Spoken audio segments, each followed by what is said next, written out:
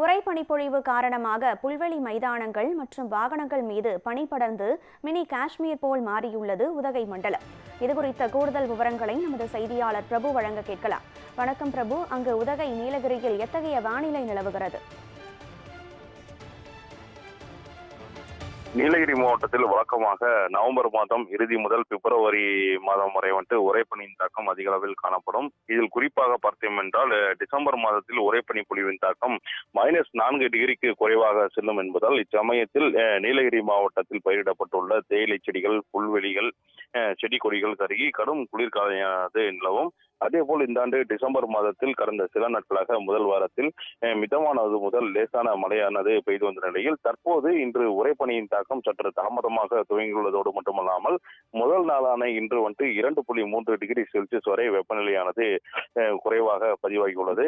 இதனால் உதகை நகரில் பார்த்தோம் என்றால் இந்த பனியின் காரணமாக கடும் குளிர்கால நிலையானது நிலவியது. குறிப்பாக உதகை குதிரை பந்தய மைதானம், காந்தல், தலைக்குந்தா உள்ளிட்ட பகுதிகளில் இந்த புல்வெளியில் பச்சை பசேல் என காட்சியளிக்கக்கூடிய புல்வெளிகள் மற்றும் சாலை ஓரங்களில் நிறுத்தப்பட்டிருந்த வாகனங்கள் மீது உறைபனியானது படர்ந்து காணப்பட்டதால் உதகை நகர பகுதி முழுவதுமாக ஒரு மினி காஷ்மீர் போல வெள்ளை நிறத்தில் காட்சியளித்தது. அது மட்டுமல்லாமல் தேயிலை தோட்டங்கள் மற்றும் விவசாய பணிகளுக்கு செல்லும் பகுதிகளில் பணிபுரியக்கூடிய அதிகாலை நேரங்களில் பணிபுரியக்கூடிய தோட்ட தொழிலாளர்கள் கடும் குளிர் காரணமாக கடும் அவதிக்கு உள்ளாகினர்.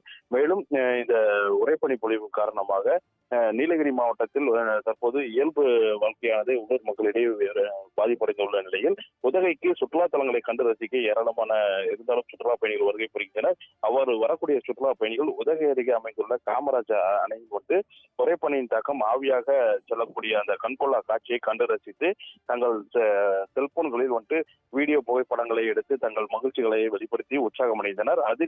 அதே போல உதகையில் தற்போது இந்த துவங்கியுள்ள இந்த உறைபனி காரணமாக உள்ளூர் மக்கள் மற்றும் தோட்ட தொழிலாளர்களின் இயல்பு வாழ்க்கை வெகுவாக பாதிப்படைந்துள்ளது. கனகத்தாரா, விவரங்களை வழங்கியமைக்கு நன்றி பிரபு.